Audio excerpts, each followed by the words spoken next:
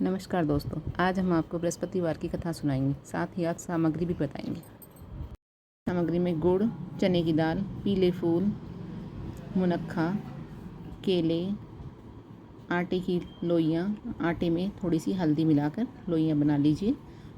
फिर इसको बृहस्पति देव को अर्पित कीजिए।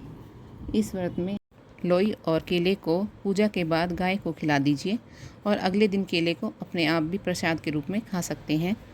ये सब सामग्री केले के वृक्ष के नीचे समर्पित करें और केले के वृक्ष का पूजन करें और कथा कहें। कथा इस प्रकार है। बृहस्पति देव महाराज की जय। प्राचीन काल में एक बहुत ही निर्धन ब्राह्मण था। उसकी कोई संतान नहीं थी। वह नित्य पूजा पाठ करता, परंतु स्त्री मलिनता के साथ रहती थी। वह ना तो स्नान करती, ना ही किसी देवता का पूजन करती। प्रातःकाल उठते ही सर्वप्रथम भोजन करती, बाद में कोई अन्य कार्य करती।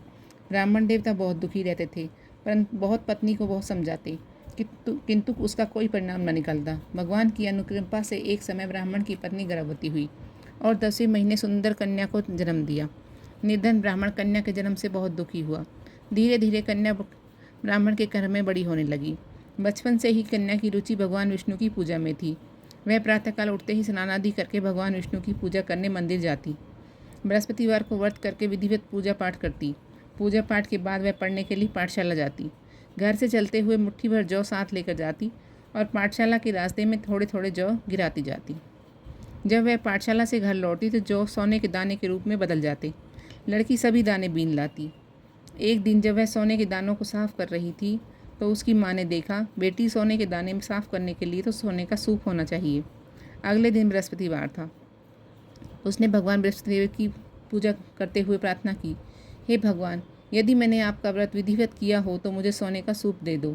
भगवान बृहस्पति देव ने उसकी मनोकामना पूरी करने का वचन दिया। पाठशाला से लौटते हुए समय उसे रास्ते में एक सोने का सूप पड़ा हुआ मिला। घर लौटकर सोने का सूप अपनी माँ को दिखाकर वह सोने के दाने साफ करने लगी। उसी समय नगर का राजकुमार उसके घर के पास से गुजरा। उस सुंदर लड़की को सोने के सूप में जौ साफ करते हुए देखकर राजकुमार उस पर मोहित हो गया।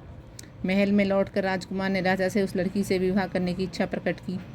राजा ने ब्राह्मण को महल में बुलाकर राजकुमार से लड़की के विवाह की बात कही। ब्राह्मण तैयार हो गया। धूमधाम से उस लड़की का विवाह राजकुमार से हो गया। दुल्हन बनकर ब्राह्मण की लड़की महल चली गई। लड़की के चले जाने से ब्राह्मण फिर से निर्धन हो गया। उसे कई कई दिन तक भोजन नहीं मिलता। बहुत दुखी होकर ब्राह्मण एक दिन अपनी लड़की के पास गया। अपने पिता से निर्धनता का समाचार सुनकर उसे बहुत सा धन देकर पिता को विदा किया। उस धन से ब्राह्मण के कुछ दिन तो आराम से गुजर गए, लेकिन जल्दी ही भूखे मरने की नौबत फिर से आ गई। ब्राह्मण अपनी लड़की के पास धन लेने के लिए फिर से महल पहुंचा। लड़की ने पिता की बुरी हालत देखकर कहा, पिताजी, आखिर आप कब तक मुझसे धन लेकर जीवन यापन करेंगे? आप कोई ऐसा उपाय क्यों नहीं करते जिससे आपका घर धन संपत्ति से भर जाए? ब्राह्मण ने कहा, मैंने तेरी माँ को बहुत समझा लिया, पर उसकी समझ में कुछ नहीं आता। उसका फूहड़पन तो नष्ट नहीं होता, घर की निर्धनता कैसे दूर होगी? तभी कुछ सोचकर लड़की ने पिता से कहा, पिताजी, आप कुछ दिनों के लिए माँ को मेरे पास छोड़ जाओ। तब कुछ सोचकर ब्राह्मण पत्नी को लड़की के पास महल में छोड़ आया। लड़की ने अपनी माँ से कहा, माँ, तुम प्रातःकाल उठ के प्रातः स्नान आदि करके भगवान बृहस्पति देव की पूजा अवश्य करना। पूजा करने से तुम्हारी निर्धनता अवश्य दूर हो जाएगी। लेकिन माँ ने उसकी एक बात नहीं मानी। तब क्रोधित होकर लड़की ने माँ को एक कक्ष में बंद कर दिया और सूर्योदय के समय उठाकर जबरदस्ती उसे स्नान कराया और फिर मंदिर ले जाकर भगवान बृहस्पति देव की पूजा करवाई। कुछ दिनों तक ऐसा करने से माँ की बुद्धि में परिवर्तन हो गया। अब वह स्वयं बृहस्पतिवार का व्रत रखने लगी। उसके व्रत रखने से ब्राह्मण के घर में भगवान विष्णु की अनुकंपा से धन की वर्षा होने लगी।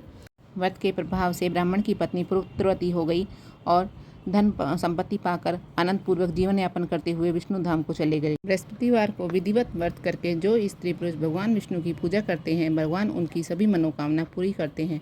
बोलो बृहस्पति देव महाराज की जय।